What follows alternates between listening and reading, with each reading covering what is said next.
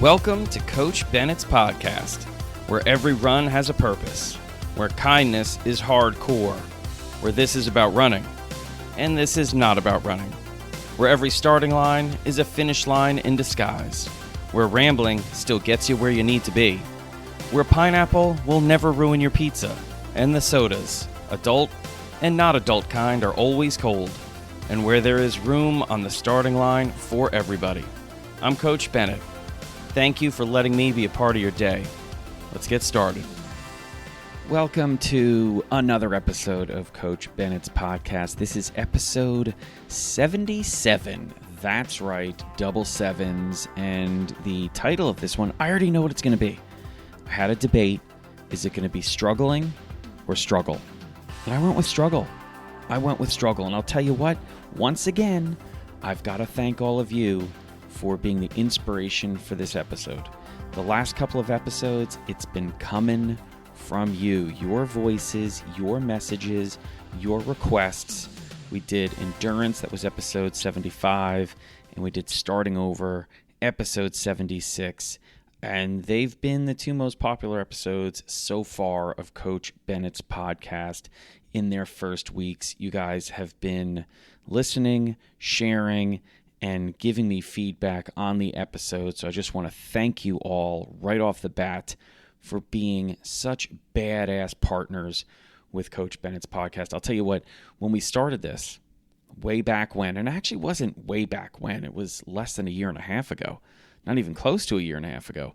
And, well, actually, I guess it is pretty close to a year and a half ago. It would have been June or July, I believe. Yeah, so whatever. You do the math. I'm not going to do the math. The point is, we haven't been doing this for too long, but we have been doing it for a little while, and I told you early on that my goal was that this was a great conversation.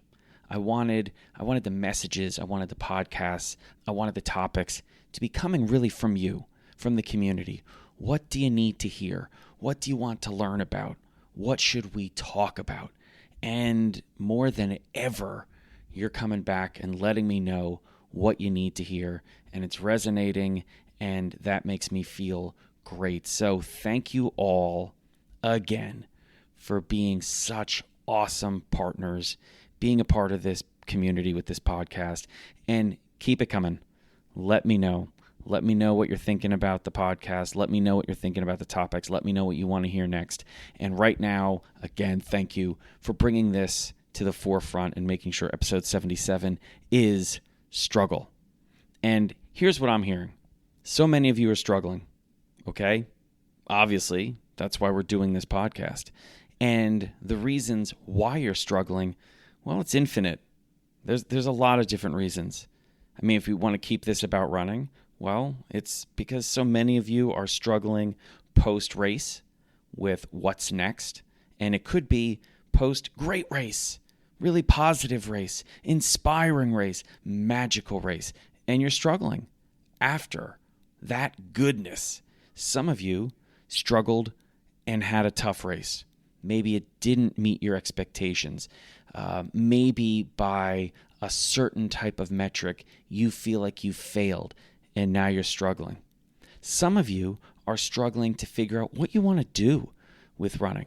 Maybe you're wondering, should you be setting a goal that has to do with a race or a distance? Do you want to switch it up and bring different aspects of running into your running because it's just been the same and you're in a rut? Some of you have been away from the sport and you're struggling with getting back into it. Some of you feel disconnected from the sport that you're a part of every single day. You're struggling with that.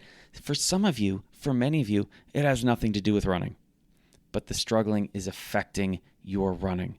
It could be just so many different things, and that's why this podcast is about running, and this podcast is not about running. And like I said, I talk about struggling a lot, especially in the guided runs, in the newsletters, when I'm talking to you in person, because it's just a part of the gig. It's a part of our lives. But if you don't feel comfortable talking about struggling, sometimes it's really important to have a conversation with someone who is, or at least is open to talking about struggling. And that's what I feel like as a coach It's really important for us to acknowledge the struggle, for us to be honest about the fact that there will be struggles. Because as athletes, you need to hear it, you need to know it, you need to get comfortable with it, and when you are uncomfortable with it, you need to be okay with the fact that, guess what? You're uncomfortable with it. Because the way you get comfortable with being uncomfortable is by learning to be comfortable with the uncomfortable sometimes. Because guess what? Sometimes the uncomfortable just stays uncomfortable. But you can get comfortable with being uncomfortable. All right, I'm suddenly like just wrapping my head in like some type of weird orbit where we got to get out of it. All right, so you know what I'm going to do. I'm going to start with the definition.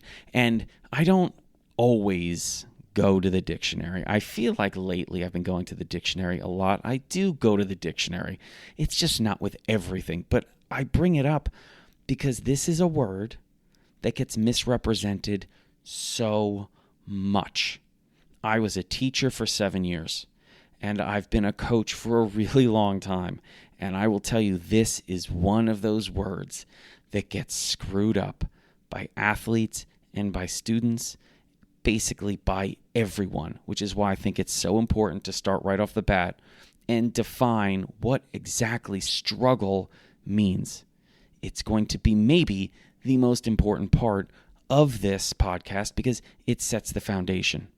It's literally our launch pad into everything else. If we can wrap our heads around what struggling really means, then we can work with those aspects in our lives that are a struggle. We'll be able to handle those moments, those minutes, those miles, sometimes those months and years that are a struggle better. So let's start with the definition. And here it is. Very simply, it's definition number 2. You know it's definition number 2. Definition number 1's okay, but definition number 2, that's the one. I don't know why it's always that way, but it seems like more often than not it is. It's definition 2. And definition 2, struggle. To contend resolutely with a task, a problem. To strive. Let me do it again. Struggle. To contend resolutely with a task, a problem, strive. Now, that word strive at the end, I just want to define that. Strive, to exert oneself vigorously, try hard. That's what strive means, to exert oneself vigorously, try hard. We're going to park that off to the side because what I want you to do is also hear the definition for one of the big words in the definition of struggle. So if you remember, struggle, which I just defined 15 seconds ago, to contend resolutely with a task, problem.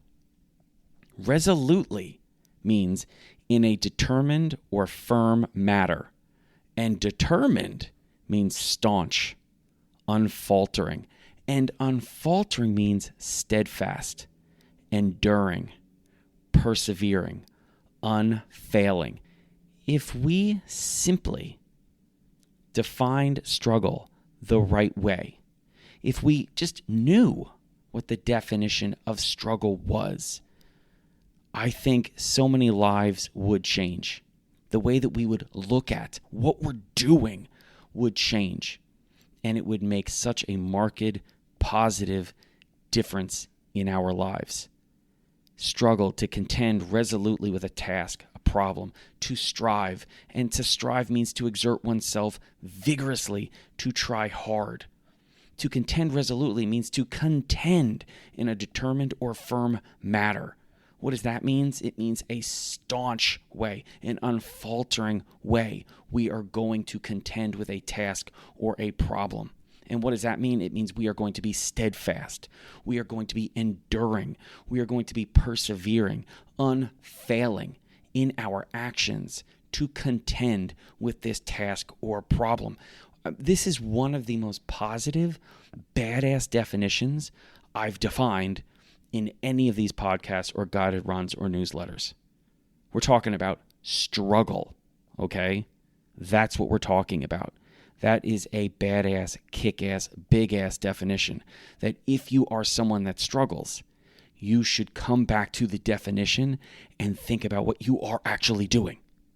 It's going to change your mindset on what you're going through. It doesn't mean it's going to make the struggle easier, but it's going to change the way you're looking at what you're doing.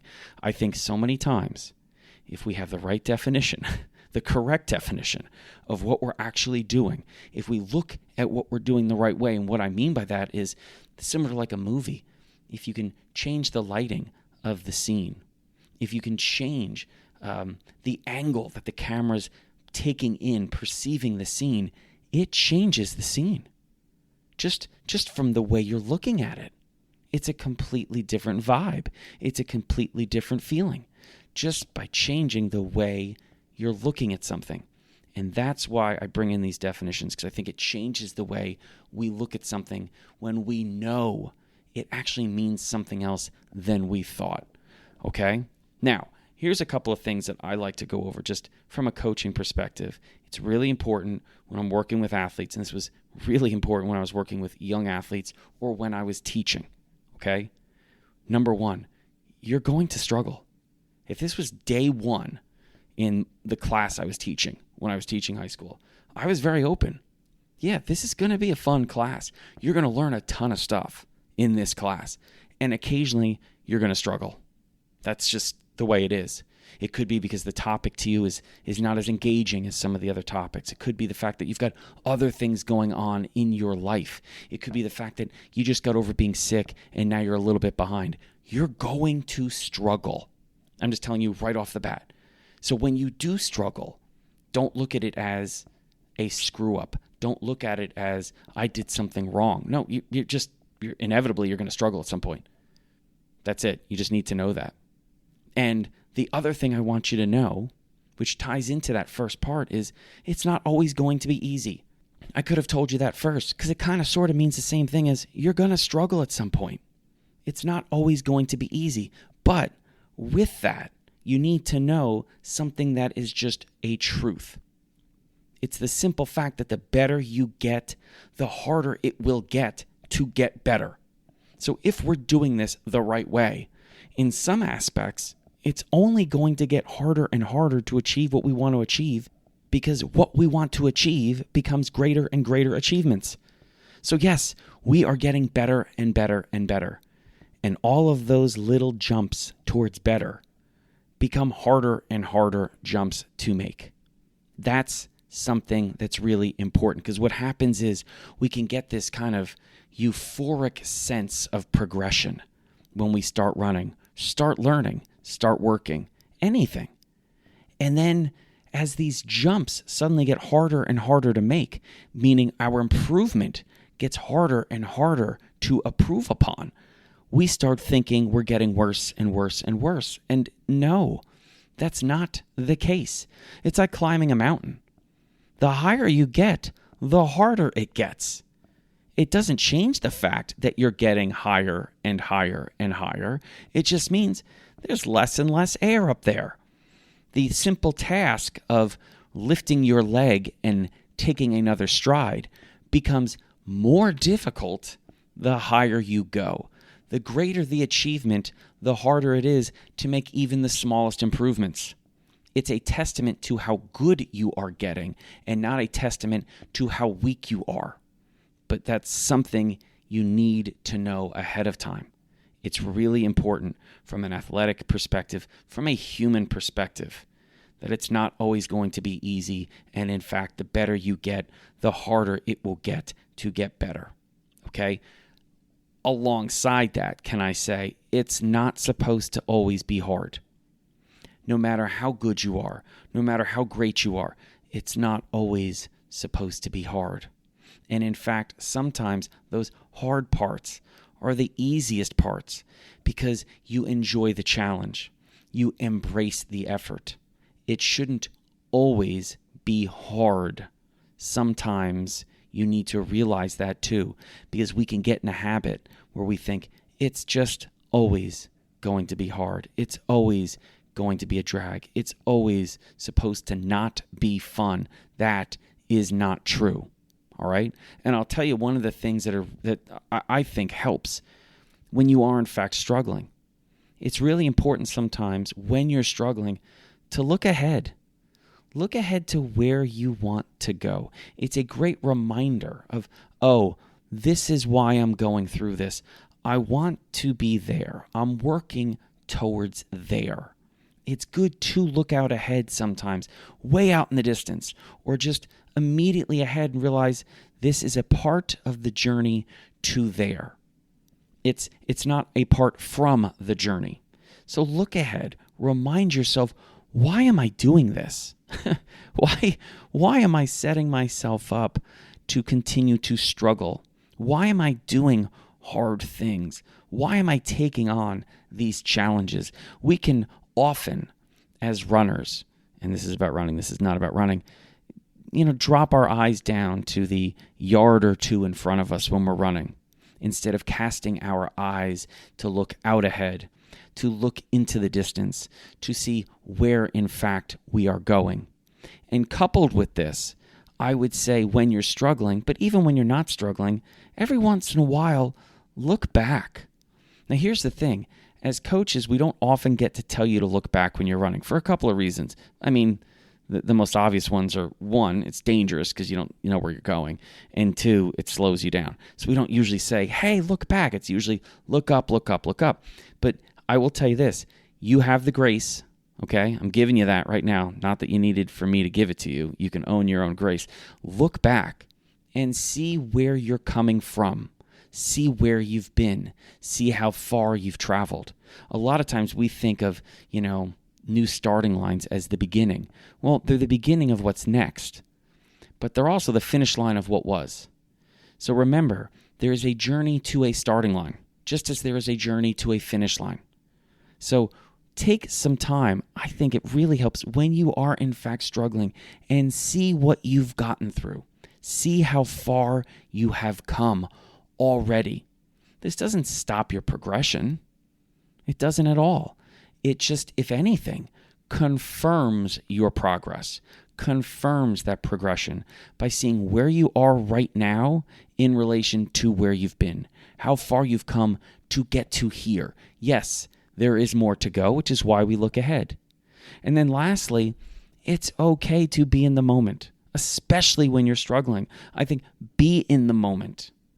Don't dismiss this moment. A lot of people, when they're struggling, try to pretend like it's not happening. No, it's happening. It's definitely happening.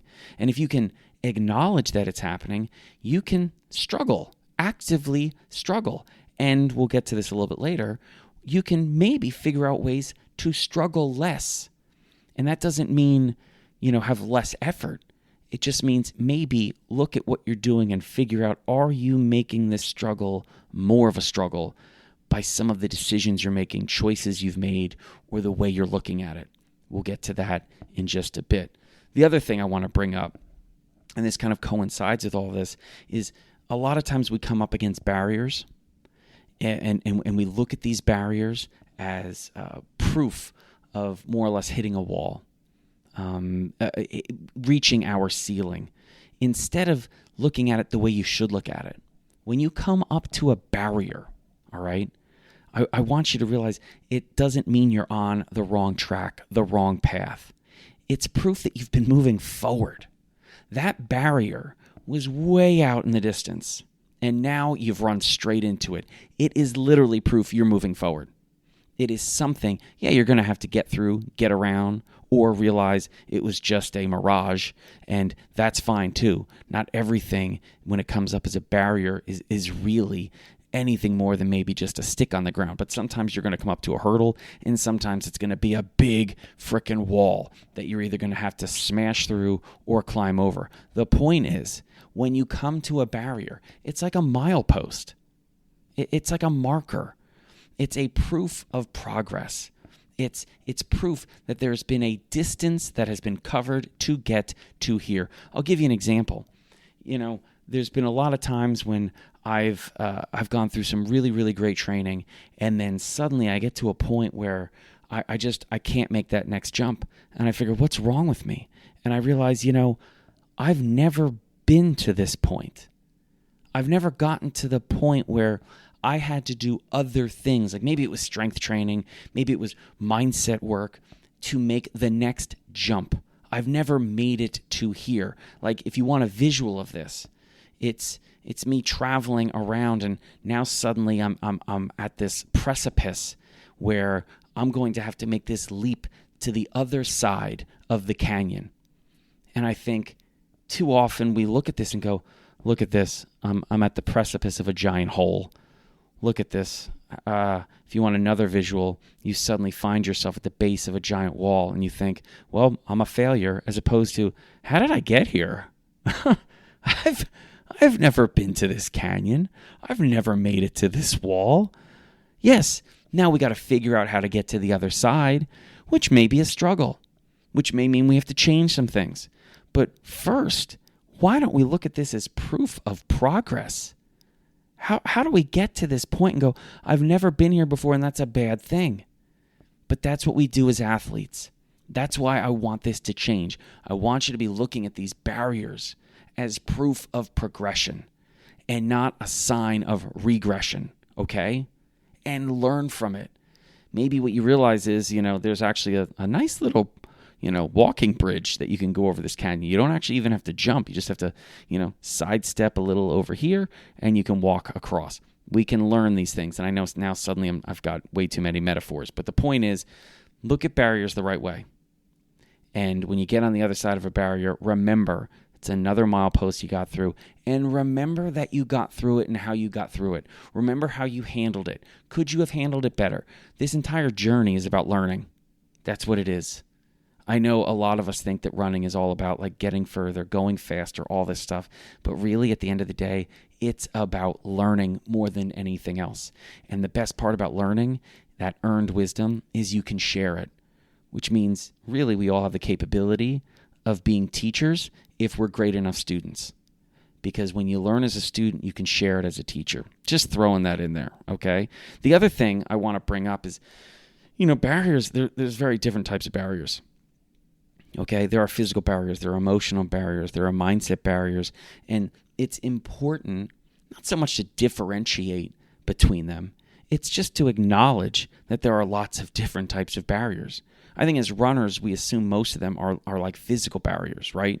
Those physical aspects of running that are out of reach right now for a whole host of reasons, Like maybe you're starting running and your physical barrier is, I can't run 10,000 meters in a row. I can't do it.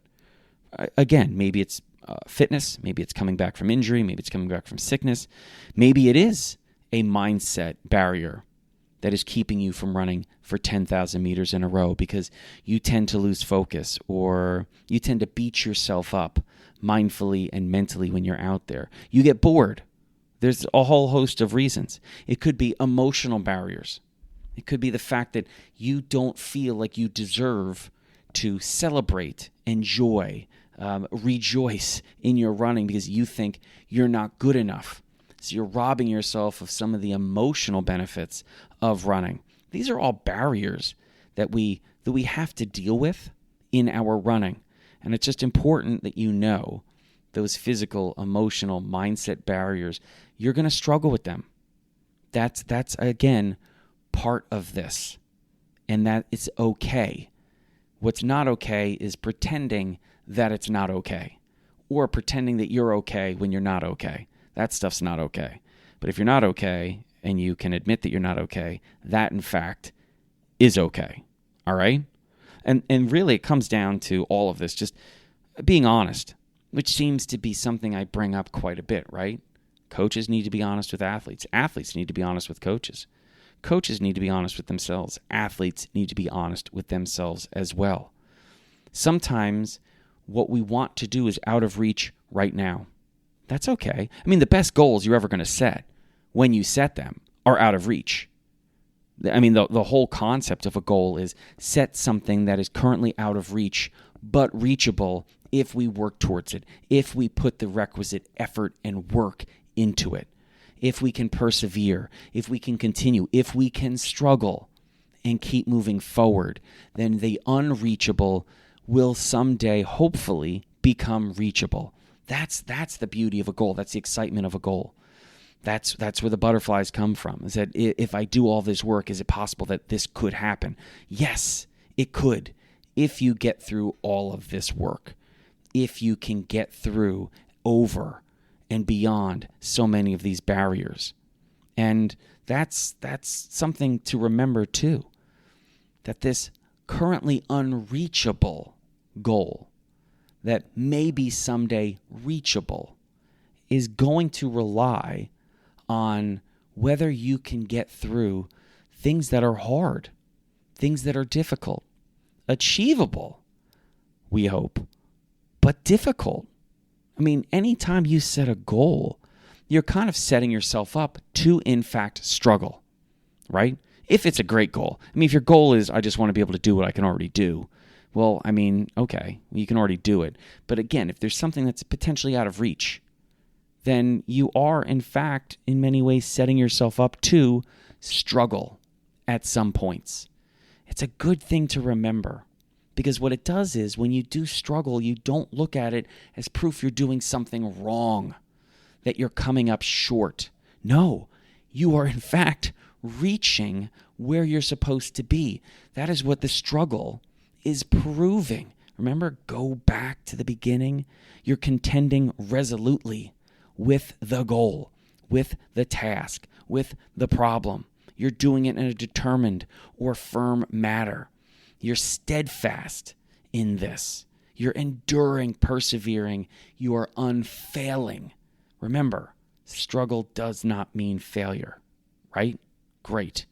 The other thing, though, which is important, is maybe taking some time to figure out why you're struggling. Sometimes you're struggling because the point is to struggle.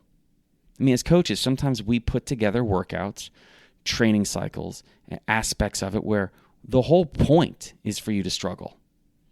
That there are workouts where we're like, okay, we're setting this up so she struggles for the last half of this workout. And when you do struggle for the last half of the workout, if we're doing our job correctly, we're letting you know you're doing it correctly. So in between intervals, when you got your hands on your knees and you're going, this is so hard, I don't know if I can do this. And I'm like, exactly. This is exactly what I want you to be thinking. This is exactly what I want you to be going through right now before this next interval. We want to challenge ourselves. We want to struggle during this interval, but I believe you can do this. I want you to believe you can do this. And if there are doubts, that's part of it. Fine. You're going to have to deal with doubts. Anytime you try to do something you've never done before or try to do something better than you've ever done before, yeah, there should be some doubts. Absolutely. You should question, can I do this? That's where the courage comes from, right? That's where a little bit of the magic comes from. Can you do something better than you've ever done before? I don't know. You don't know. Let's try and see. Then we'll know. So it's okay to be experiencing these things, and sometimes the point is to struggle. I always tell people before they take on a race, I say, when you get to the part of the race where you're struggling, what I want you to do is not question what's happening. What I want you to do is reaffirm what's happening. I want you to say, here it is. Here's the part. Here's the struggle, whether it's physical, emotional, whatever. Here it is. And guess what? This is where I want to be. This is what I want to be doing. This is why I signed up for this. This is why I trained. This is why I struggled during so many different parts of the build-up to this. So I knew when I struggled here, it wasn't proof of me not being in the right place. It was, in fact, proof of being exactly where I need to be, doing exactly what I need to be doing. Let's struggle. Let's do this, okay? The other aspect, though, is when you are struggling, it's okay to ask questions about why you're struggling. Are you supposed to be struggling like this? Sometimes the answer, as I just went over, is absolutely yes. Sometimes the answer is no, not really. You're not supposed to be struggling right now. And that's important too, because what it does is it forces you once again to be honest. I'm not supposed to be struggling right now, which I'll tell you what, for some people is difficult because some people think they're always supposed to struggle. And sometimes that's harder to get through to someone who believes that than it is to get through to someone who is having difficulty getting to struggle and accepting the fact that, yeah, you're supposed to push it right here. It's not supposed to be easy. I've had athletes who think like it's just always supposed to be a grind. It's always supposed to be hard. It's always supposed to be a struggle. And when I tell them no, that in fact you should be backing off, you should be taking more recovery days, you should be running easier on your easy runs, you shouldn't be running this much volume, you shouldn't be beating yourself up mentally or mindfully, you should be a little bit kinder to yourself, you shouldn't be, trying to take every single interval, let your teammates help you with that. It's really hard for them to accept that. You're not supposed to be this fatigued right now. You're not supposed to be this tired right now. You know what? The rest of your life is really hard, and you have to take that into consideration as we do our training. You can't just ignore the fact that you've got a bunch of kids and, you take care of them and you get them off to school and then you head to work, or you have responsibilities at home or amongst your family. You're taking exams. You've got a rough relationship right now with your partner. Work has been a struggle. Finances are an issue. The news is utterly depressing, and you actually can empathize with other human beings, so you are struggling. And then you take this to the starting line, and it's like, well, I'm struggling right now on the starting line, but I'm going to ignore it.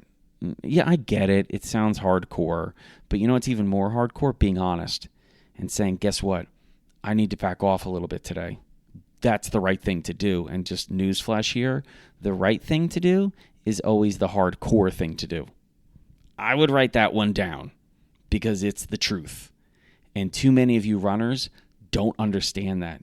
You think the hardcore thing to do is the hard thing to do. Sometimes, yeah. But just remember, sometimes the hard thing to do is the right thing to do. Sometimes the hard thing to do is the easy running. It's the day off. It's the getting the sleep. It's being a better teammate to yourself. It's not doing the last 2 intervals. Sometimes that's the hard thing to do. And on top of that, it's the right thing to do. So yeah, sometimes the right thing to do is easy. Sometimes the right thing to do is hard. But I will tell you this, the right thing to do is, in fact, always hardcore. So have those conversations with yourself. Is this supposed to be a struggle? You go on a recovery run. Are you supposed to be struggling mightily on a recovery run? No, you're not, especially physically. Now, mentally, sure, maybe you're bored, maybe you've had a long day, fine.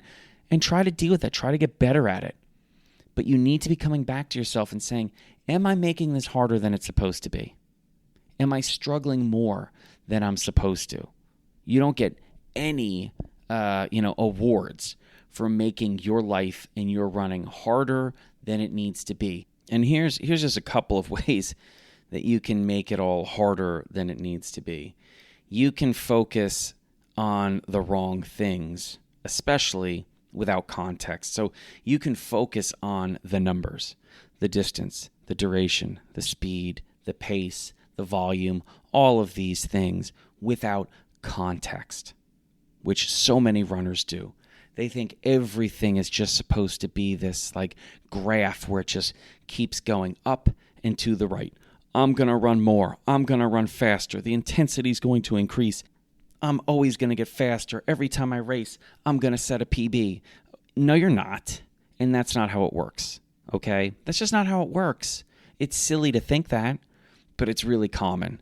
You'd be surprised how much silliness is in fact in this world. And that's one of the silly aspects of running and runners. I'm always going to just be able to do more. I'm always going to get faster. Every time I race, I'm going to race better, faster, quicker, longer, harder. No, you're not. All right? No, you're not. That's not a depressing thing to hear. It's just reality. That's not how it works. All right? So don't focus on the time, the numbers, the speed, the place, without context. Early in training, should you be able to do what you can do later in training? No. Just because you did something 6 months ago doesn't mean you should be able to do it 6 months later. Have different parts of your life changed? Have you taken on more responsibilities, obligations? Or you have to travel more? Is there stress at home? Is there stress at work? Has school gotten more difficult? I mean, there are so many different aspects of your life that play a role in how you run, and vice versa. Don't discount those things. It's called context. Now put this into real life. You've got exams you had a breakup, there's some issues at home, and you were able to consistently run. Now, yeah, maybe the volume wasn't as high as you wanted to. Maybe the pace wasn't as fast as you wanted to. But when you think about the fact that you were able to consistently get out the door and just start runs, that's an epic achievement. Especially if you're comparing it to when, hey, everything was seemingly pretty darn good and I struggled getting out the door. Why would you ever diminish the efforts associated with those runs when the context around those runs, those consistent runs, when so much in your life was a struggle? How could you diminish that? But what it takes is some time and consideration by you to put things into context. So I'm using examples of the metrics being the sole focus because without the context around those metrics, they really don't tell you anything. Okay? So just something to think about. A couple other reasons why you may be struggling. You might be starting to do things for the wrong reasons. The inspiration and motivation for why you do something is incredibly important. When I say every run has a purpose, I mean a couple of things. One, when you're going out for a recovery run, there's a purpose associated with that recovery run. All right, and a lot of it has to do with the physical side. You're going out, you're building endurance at a pace that does not demand as much recovery as, let's say, a speed run. It allows you to work on a number of different aspects of your running. It develops consistency, confidence. There's a whole bunch of things that go along with it.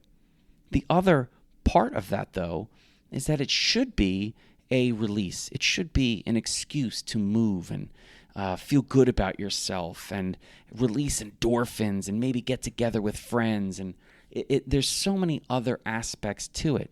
If you start to run more as punishment, let's say, for whatever reason, you can fill that in. We all punish ourselves for a host of different reasons. But if suddenly the recovery run becomes not a release, but almost like a prison, like I'm doing this because I feel bad about myself for something I did, or I don't feel like I deserve what I've gotten. I'm going to go out, I'm going to do a run. Well, that may be one of the reasons why you're struggling with your running, because you're running for the wrong reasons. You're doing things for the wrong purposes. You need to come back and, again, be honest. Why do you want to run? What is the inspiration? What is the motivation? What is the purpose? And believe me, you can have multiple inspirations, multiple motivations, and multiple purposes for why you want to run. Just be aware of if and when you're running for reasons that make you less of who you are, that don't make you better, don't make you happier, don't bring more joy into your life, that are not part of those core reasons for why you're running. That can be a reason why you struggle. We can be doing things for the wrong reasons, and guess what? We should struggle with what we're doing when we're doing them for the wrong reasons. And we can also just be jerks to ourselves. That can be another reason why we're struggling. I'll give you an example. When I was a senior in college, I went out and I did a workup on myself. It was 8x300 on the track. Okay, I was like, this is what we're going to do. I'm going to do 8x300 with a 100-meter jog in between. And what I wanted to do was I wanted to run sub 60 400 pace for the 300. So I wanted to run under 45 seconds. And I was going to jog the 100. I was like, this will be a good workout. So I start out. First one I do is like 43 high. The numbers don't matter, believe me. So if you're trying to do the math, don't do the math. I'll get to the point in a second. 43 high. And then I jog, and it takes me like maybe 25 seconds maybe to get through the 100, and I do another one. 43.8, fantastic. Another 25-second jog. 44.2, okay. Another 25-second jog. 44.6. Okay, we're heading in the wrong direction. Another 25-second jog. 45.7. Well, that's not what I wanted to do, and I'm getting really tired. I do another one, and it's like 46.6. And I just throw a complete fit. Like literally. I've only thrown a fit one time ever at the track. This is when I did it. And I'm not proud of it. It's not like I was 12. I was like 21 or 22. to the point where I took my spikes off and threw them. Now, luckily, I was alone at the track because it's a complete embarrassment. I go home. I'm so disappointed in myself. I have no idea why I couldn't do what I wanted to do. And, I was pissed about throwing my shoes, and I suck, and I'm not any good. And I'm writing down my workout in my running log as I'm just completely disappointed in myself.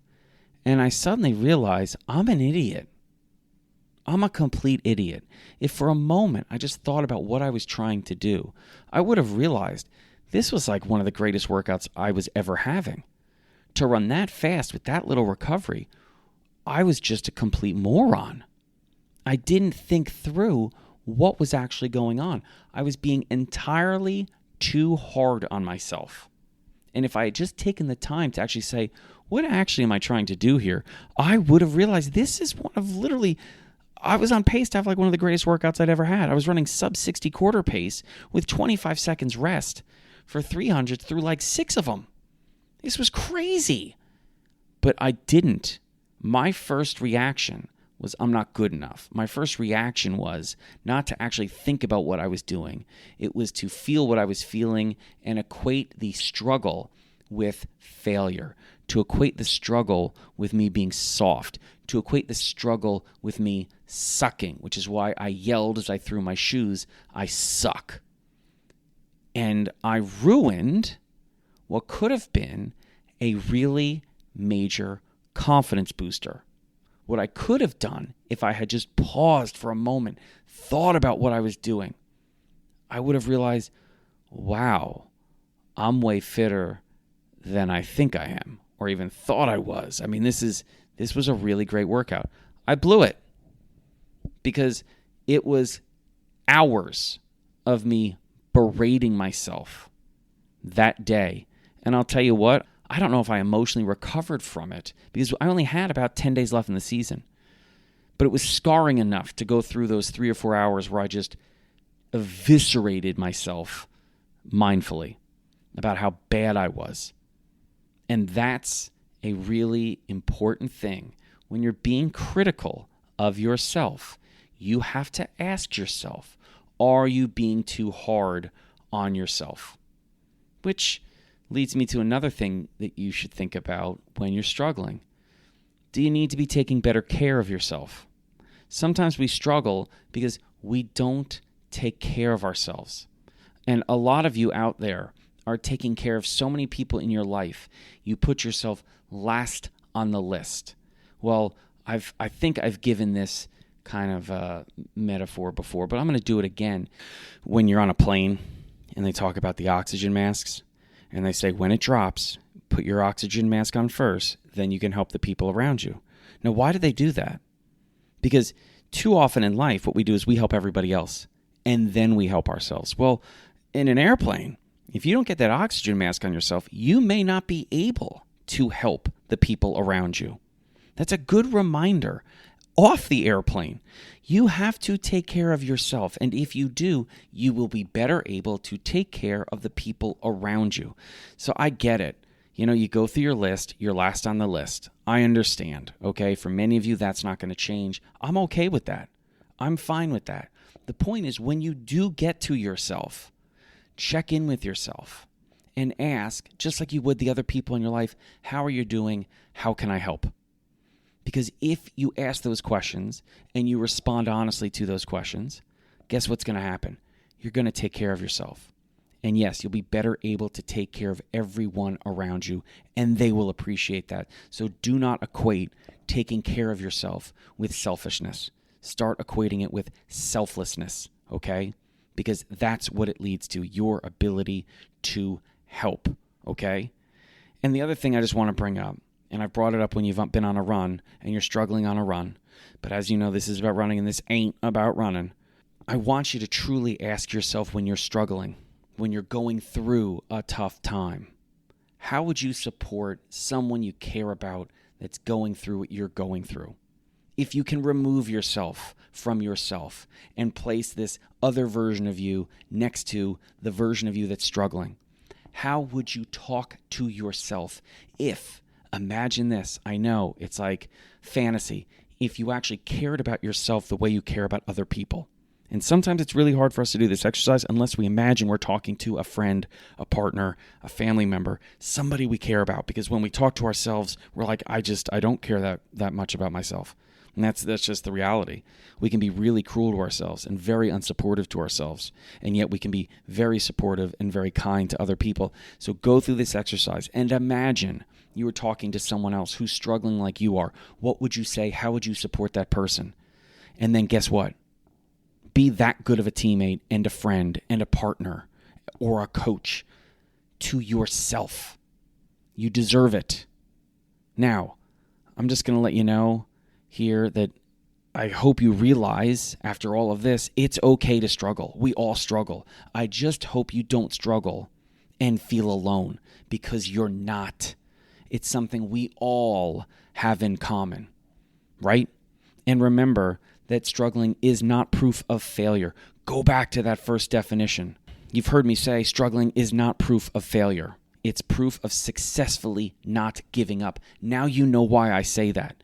Because struggling means contending, persevering. Struggling means enduring. Enduring. We keep going. Why? Because more starting lines await us. And yeah, it may seem like a struggle to get to another one, but that just means you're still making your way there. And when you get there, if you need to reach out to me, this is what I'm going to tell you, all right? I'm going to tell you the truth. You're a badass for making it here to another starting line. Now, let's go see what's on the other side of it, all right?